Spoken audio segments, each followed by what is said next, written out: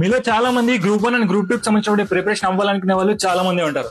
ఎందుకంటే రీసెంట్ గా AP government మనకు జాబ్ క్యాలెండర్ రిలీజ్ చేసినటువంటి విషయం మీకు అందరూ తెలిసిందే. సో కాబట్టి ఎవరికైతే ఐడియా ఉంటుందో, గైడెన్స్ ఉంటుందో వాళ్ళు ఈజీగా ప్రిపరేషన్ స్టార్ట్ చేస్తారు.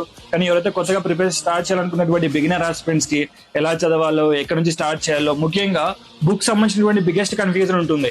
ఏ బుక్ చదవాలి, ఎలా చదవాలనేటువంటిది ఏ మాత్రం ఐడియా ఉండదు. ఒకవేళ మీరు గ్రూప్స్ కి ప్రిపేర్ అయ్యే వాళ్ళైతే ఈ వీడియోని ఎండ్ వరకు చూడండి. ఎందుకంటే మీకు అంటే ఒక ఐడియా వస్తుంది, బుక్స్ ఎలా చదవాలి, ఏ బుక్ చదవాలి అండ్ ఎంత లిమిట్ వరకు చదవాలి అనేది ఒక క్లారిటీ అంటూ మీకు ఈ వీడియో ద్వారా వస్తుంది. సో ఇక్కడ బిగినర్ ఆస్పిరెంట్ చేసేటువంటి బ్లెండర్ మిస్టేక్ ఏంటి అంటే మనకు సిలబస్ గురించి ప్రాపర్ గా ఏ మాత్రం ఐడియా ఉండదు. అసలు ఐడియా లేకుండానే మనం బుక్స్ ని పర్చేస్ చేస్తాం అనమాట. హానెస్ట్లీ చెప్తున్నా, దానివల్ల ఏ మాత్రం యూజ్ ఉండదు.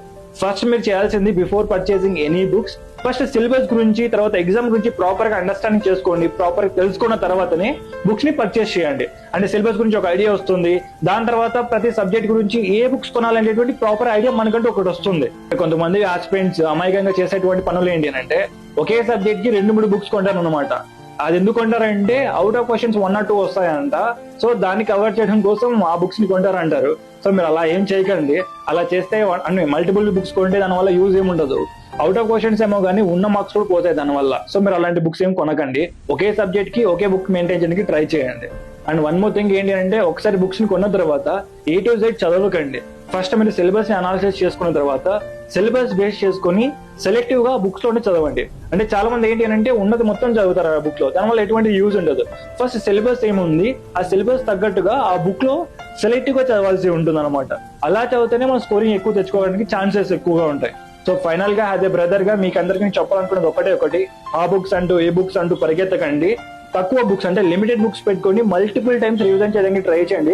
అలా చేస్తే ఖచ్చితంగా మీకు అంటూ ర్యాంక్ వస్తుంది.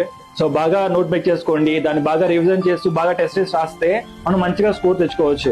ఎనీవే యాజ్ ఎ బిగినర్ గా మీరు ఎటువంటి బుక్స్ గురించి ఆలోచించకండి, మీరు సఫర్ అవ్వకండి. దట్స్ మై రెస్పాన్సిబిలిటీ, మీకు ఒక మంచి బుక్ లిస్ట్ ని ప్రొవైడ్ చేయడం అనేది. ఒకవేళ మీకు బుక్ లిస్ట్ కావాలంటే నేను మన టెలిగ్రామ్ ఛానల్ లో అప్లోడ్ చేస్తాను కొన్ని PDFs అనేది. లేదంటే కమెంట్ చేయండి బుక్ లిస్ట్ అని, నేను కంప్లీట్ గా PDF మీకు ఫార్వర్డ్ చేయడం జరుగుతుంది. మీకు ఏ డౌట్స్ ఉన్నా కూడా కమెంట్ బాక్స్ లో మెన్షన్ చేయండి. దానికి సంబంధించిన వీడియో చేయడం నా రెస్పాన్సిబిలిటీ. జై హింద్.